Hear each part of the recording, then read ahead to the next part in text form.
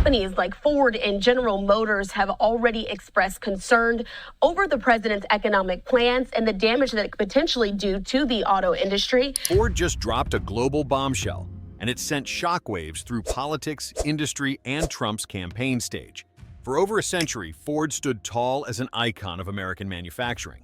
But now, they're moving core electric vehicle production out of the U.S., and no one saw it coming.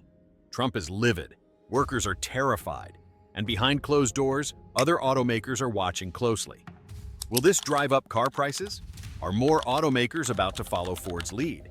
And can Trump actually stop this from becoming the new normal? Stick around.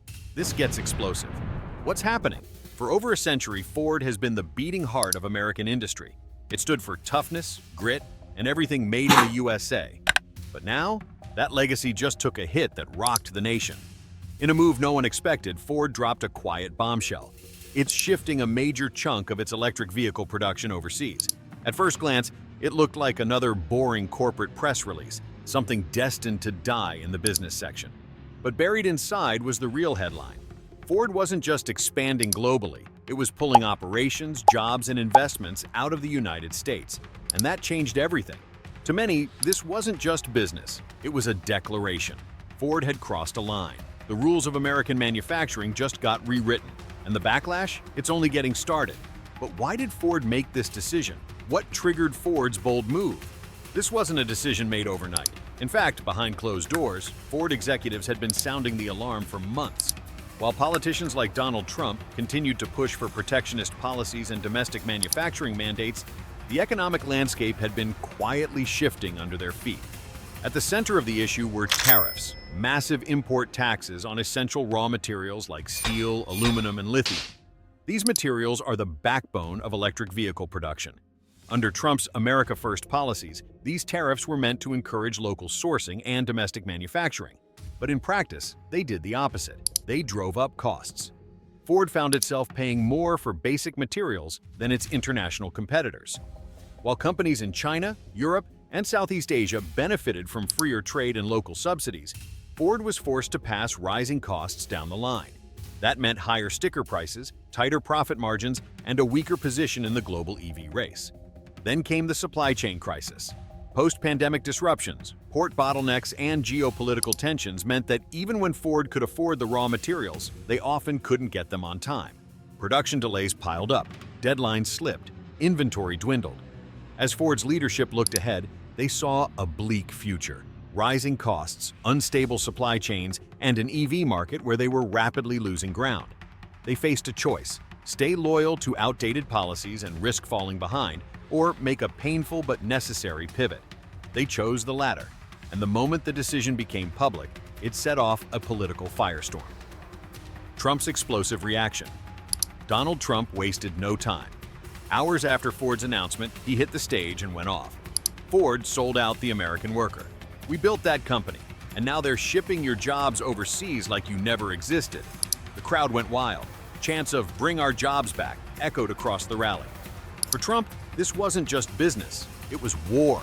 He slammed Ford as unpatriotic and vowed swift retaliation: tariffs, canceled contracts, and zero government support for any company that abandons U.S. workers. Ford expected the blowback. They knew Trump would come swinging, but they did it anyway. Because while Trump had the microphone, Ford had the math. But Ford had anticipated this. They knew that such a move would put them directly in Trump's crosshairs. Yet, they went forward anyway. Because while Trump had the political stage, Ford had the numbers, and the numbers told a sobering truth. Ford's strategic response. Instead of retreating, Ford doubled down. In a follow-up statement, the company didn't apologize. They didn't backtrack. They made it clear this was a strategic move for long-term survival, not a reckless abandonment of American values. Ford remains committed to American workers, but to lead in the future of mobility, we must operate where it makes the most strategic sense. Our investments in global markets allow us to stay competitive, innovate faster, and secure the future of our company. In the days that followed, Ford outlined its global vision. It wasn't just about shifting production. It was about redefining what it meant to be a global automaker in the 21st century. That meant tapping into overseas supply chains, leveraging international research and development hubs, and forming new partnerships to secure vital its continued investments in the United States. Billions were still being funneled into domestic research centers, high-tech vehicle development, and next-generation battery production facilities. They weren't leaving America behind. They were evolving. This calculated response reframed the entire conversation. Ford wasn't abandoning the U.S. They were adapting to survive in a globalized economy that doesn't wait for outdated policies to catch up. And that framing struck a chord with investors, international partners, and even some skeptical lawmakers. But the story doesn't end here. Because as Ford moves forward, the political war it triggered is only just beginning. Ford versus Trump. As Ford's announcement to move a significant portion of its electric vehicle production overseas broke headlines, the political firestorm was almost instantaneous. What began as a corporate decision quickly escalated into a full-blown national debate, dividing political leaders, media outlets, and the American public. This wasn't just about cars anymore. It had become a referendum on American values, economic sovereignty, and the role of global corporations in shaping domestic policy. Congress was immediately swept into the conflict. Lawmakers on both sides of the aisle scrambled to stake their positions, with Republicans framing the move as a betrayal of the American worker, and Democrats walking a tightrope between supporting labor and recognizing the global realities of modern manufacturing. Conservative leaders aligned with Donald Trump blasted Ford for what they deemed a surrender to globalization. They accused the company of undermining national interests and gutting the industrial heartland. Trump himself took center stage, declaring Ford's action as proof that American corporations had grown disloyal. He railed against what he saw as corporate greed and political hypocrisy. In fiery rallies and social media tirades, he positioned Ford as the symbol of everything wrong with global capitalism. Yet Ford remained composed, releasing a calculated response that reframed their decision not as disloyalty, but as a necessary pivot to ensure long-term survival in an increasingly competitive landscape.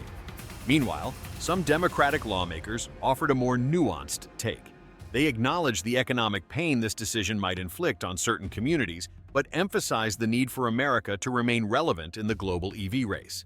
The divide was clear. One side saw Ford's move as betrayal, the other saw it as evolution.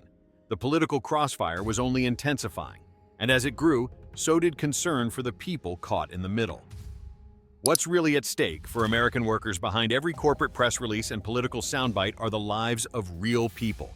Factory workers, union members, small-town families who stand to lose the most.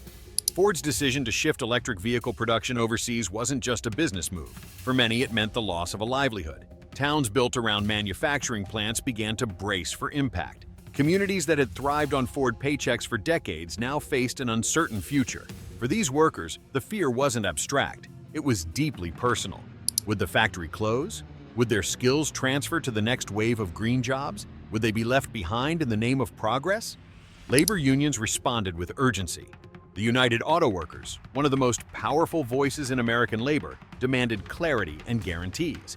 They called for Ford to provide specific plans on job preservation, worker retraining programs, and domestic investment. For the union, this wasn't just about Ford's immediate decision. It was about setting a precedent. If Ford could shift jobs overseas without consequence, what would stop other automakers from doing the same? Ford attempted to calm tensions by emphasizing its continued commitment to American workers. The company highlighted upcoming investments in U.S.-based research and development, as well as plans to build high-tech EV components domestically. But for many, these promises rang hollow. Words could not replace paychecks, and potential jobs in the future offered little comfort to those facing unemployment today. This chapter of the story revealed the harsh reality of transition. While EVs promise a cleaner future, the road to that future is paved with economic disruption, social anxiety, and personal sacrifice. The question wasn't just whether Ford made the right business decision, it was whether America was ready to support those caught in the crossfire of industrial evolution. As tensions simmered at home, Ford was looking abroad for answers and opportunities. Ford's global strategy unveiled. With the EV market shifting at a breakneck pace, the company knew that survival hinged not just on cutting costs, but on building a robust, flexible, and future-focused production ecosystem. Was twofold. That meant reduce reliance on volatile domestic policies and secure a competitive edge in the global EV race. Ford has been quietly forging partnerships with international battery suppliers, investing in advanced manufacturing hubs across Europe and Asia, and reconfiguring its supply chain to ensure better access to critical materials like lithium, cobalt, and nickel. In particular, Ford has focused heavily on vertical integration. By investing in their own battery plants and component manufacturing, Ford aims to control more of the production process, lower costs, and reduce vulnerability to global disruptions. These moves not only future-proof their business model, but also give them leverage in negotiations with both suppliers and governments. Ford's international facilities aren't just about assembly lines. They're research hubs, engineering centers, and testing grounds for next-generation EV technologies. By decentralizing innovation and tapping into global talent pools, Ford hopes to accelerate development cycles and shorten the time it takes to bring new models to market. At home, the optics are controversial, but globally, the message is clear. Ford is preparing not just to compete, but to lead. They're betting that this bold international push will pay off, and that the short-term backlash will fade as their global strategy delivers results. Still, one massive obstacle remains. The Tesla pressure. Ford's decision to shift strategy wasn't made in a vacuum. It was made under pressure, specifically the kind that comes from a company like Tesla. For over a decade, Tesla has been reshaping the automotive world, turning electric vehicles from a novelty into a mainstream aspiration. Tesla's lead in battery efficiency, software integration, and direct-to-consumer sales has created a new standard. Ford, despite its century-long legacy, has struggled to keep up. Every year, Tesla tightens its grip on the market, delivering high-performance EVs at increasing scale, while setting consumer expectations for innovation and design. Ford has spent billions trying to catch up, investing in new EV platforms, building digital ecosystems, and launching electric versions of iconic models like the F-150 Lightning and the Mustang Mach-E. But every move has been measured against Tesla's meteoric rise, and the comparison hasn't always been flattering. The pressure to close the gap is immense. Ford knows that in order to survive, it must not only match Tesla's capabilities, but outmaneuver them in areas where Ford still holds strength: manufacturing scale, brand heritage, and global reach. This explains why Ford is moving fast, decentralizing its operations, and aligning itself with international partners. Tesla may have pioneered the electric vehicle revolution, but Ford intends to finish the race differently. By combining legacy manufacturing expertise with a fresh global perspective, Ford is aiming for something bold, to transform itself into a 21st century EV powerhouse. The stakes have never been higher, the players have never been more aggressive, and the next chapter in this fight will determine not only the future of Ford, but the future of American mobility itself. Trump's retaliation plan. When Ford announced its decision to shift a significant portion of its electric vehicle production overseas, the political backlash was immediate. Donald Trump, known for his aggressive stance on economic nationalism, wasted no time in responding. This was not just a business move in his eyes, it was an open challenge to the very principles of his America First agenda. And he intended to strike back with full force. In a matter of hours, Trump and his advisors assembled a suite of retaliatory measures. At the top of the list were punitive tariffs specifically aimed at automakers that relocated manufacturing outside the United States. The proposed tariffs would make it significantly more expensive for companies like Ford to import EVs or components built abroad. Additionally, Trump proposed the cancellation of existing government contracts with any company found to be exporting American jobs. This escalation did not stop at financial penalties.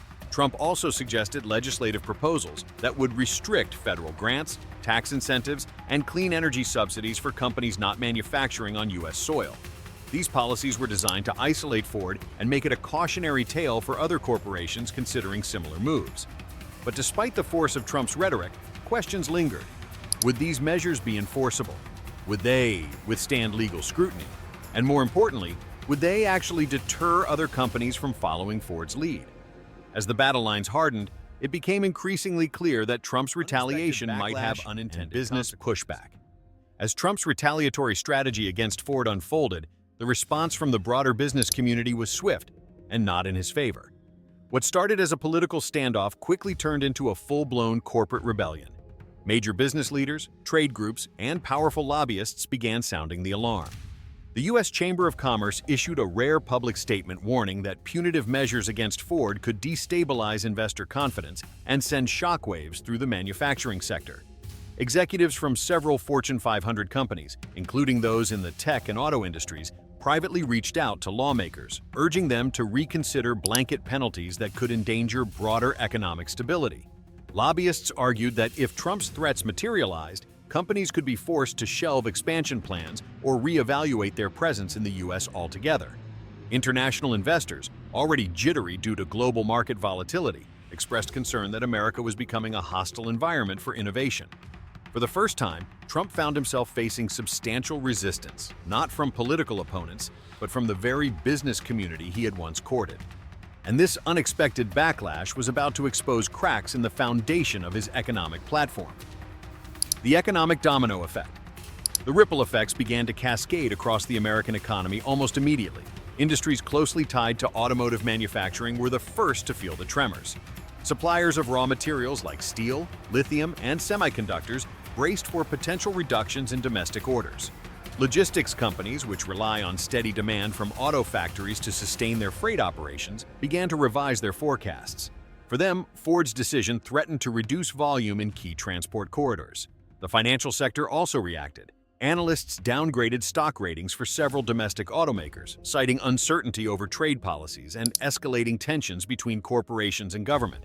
Investment portfolios tied to U.S. manufacturing began to wobble, while foreign markets showed signs of absorbing the redirected production. Perhaps most notably, other automakers began quietly exploring their own overseas options. General Motors, Stellantis, and even some EV startups weighed the risks of staying fully committed to the U.S. under tightening restrictions. If Ford was willing to endure political fallout in exchange for global viability, could they afford not to follow? This was the domino effect in real time. One company made a strategic pivot, triggering a reevaluation of priorities throughout the sector. The American auto industry was suddenly in flux, its future caught in a tug-of-war between globalization and protectionism. Can Ford survive the blowback?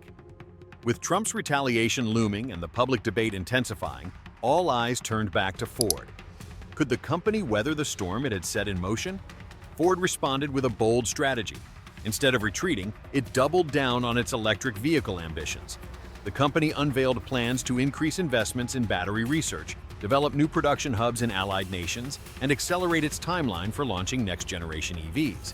It emphasized that while some production was moving abroad, a significant portion of high-tech development would remain in the United States. In a sweeping public relations campaign, Ford executives appeared on major networks to defend the company's decision. They pointed to continued investments in domestic R&D facilities, hiring initiatives for software engineers, and plans for a next-generation battery lab in Michigan. The message was clear: Ford wasn't abandoning America, it was adapting to survive. Meanwhile, the company launched a new EV prototype equipped with advanced features rivaling those of Tesla. Industry insiders viewed the move as a signal. Ford was not backing down from the innovation race. If anything, it was stepping on the gas. For over 100 years, the auto industry has been the beating heart of American manufacturing. Steel frames, combustion engines, and thousands of factory workers were once the symbols of industrial might. But those images are now giving way to a new reality. Today's cars are defined less by horsepower and more by silicon. Chips, sensors, and software updates are now just as critical as under pressure. Direct-to-consumer sales, pioneered by companies like Tesla, are forcing traditional manufacturers to reconsider how cars are bought and sold. The idea of walking into a showroom may soon be replaced by customized online orders, remote vehicle updates, and fully digital experiences. Ford's restructuring is preparing for that reality. The question is, can the broader industry keep up? And as this shift accelerates, the battle lines are no longer drawn solely between companies. They are drawn between visions of what the American car and the American worker should be in a world that no longer looks like it did in the 20th century. Automation, AI, and the shrinking factory floor. That shift toward the future also has a human cost, one that is already playing out on the factory floor. As Ford and other automakers retool their operations for the electric and digital age, automation and artificial intelligence are becoming core to manufacturing strategy. The result? Fewer workers, smarter machines, and a new definition of what it means to build a car. The traditional image of an assembly line filled with thousands of human workers is already fading. In its place are robotic arms that can weld, assemble, and inspect with machine-level precision and 24/7 endurance. AI-driven systems now monitor quality control, optimize logistics, and even predict maintenance issues before they happen. Ford's own facilities are undergoing this transformation, and that transformation is only accelerating. But it is not just about replacing people with robots. It is about changing the skills required to stay relevant in this new world. The auto worker of the future will be more likely to carry a tablet than a wrench. Programming, data analysis, and systems integration are becoming just as important as physical labor. That means the old pipeline of manufacturing jobs that supported generations of middle-class American families is under threat, not because of outsourcing alone, but because the work itself is changing. Ford's shift to overseas electric vehicle production may reduce labor costs in the short term, but its long-term strategy clearly points toward leaner, more automated operations at home and abroad. And while the company has promised continued investment in domestic research and development, those facilities require engineers and coders, not the tens of thousands of factory jobs that once defined the Rust Belt. As we look to the future of American cars, we must also look at the future of the American workforce. Because the two are no longer just linked, they are inseparable. Globalization versus economic nationalism. Nowhere is that tension clearer than in the clash between globalization and economic nationalism, a clash that Ford and Donald Trump have brought to center stage.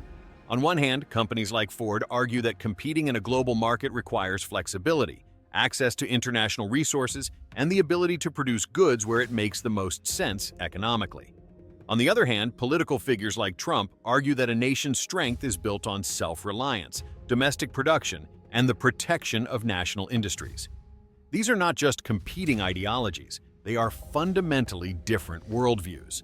And as the United States tries to find its footing in an increasingly interconnected and competitive global economy, the friction between these views is intensifying. Trump's America First economic strategy is built around the idea that domestic production is not just preferable, but essential to national security, economic stability, and job creation. Tariffs, trade renegotiations, and punitive measures against companies that move production abroad are tools designed to enforce this vision. But Ford's leadership is reading a different set of signals. They see supply chains that stretch across continents, consumer demand that is increasingly global, and a future where staying isolated could mean falling behind. Their strategy is not about abandoning America, it is about staying in the game. What Ford's recent move makes painfully clear is that economic nationalism, while emotionally appealing, may no longer align with the structural realities of 21st century manufacturing. Materials like lithium, cobalt, and rare earth elements, essential for electric vehicle batteries, are controlled by a handful of nations. Production technologies are evolving faster than regulatory frameworks, and the scale required to compete on price and innovation often demands us to confront these questions head-on. Because this is not just about one company's supply chain, it is about whether America chooses to lead the global economy or retreat from it. Who really runs the economy? Beneath the headlines, beyond the press releases and political speeches, lies a deeper question that has haunted the Ford-Trump conflict from the beginning. Who truly runs the American economy? Is it the government, with its power to set tariffs, regulate industries, and shape policy through incentives and penalties?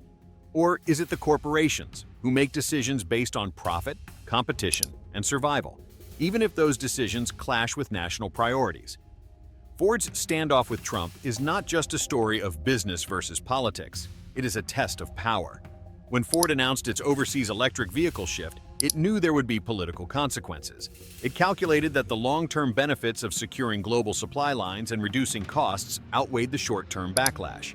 Trump, in turn, leveraged his influence to try and bend the company's decision.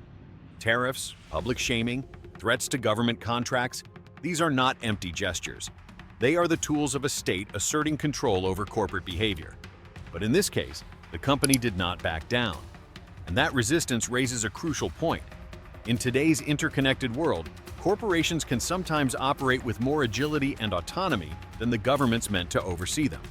The rise of multinational conglomerates, the digitization of commerce, and the decentralization of production have all shifted power away from national governments and toward global enterprises. Ford is not just an American automaker. It is a global mobility company with stakeholders, suppliers, and consumers on every continent.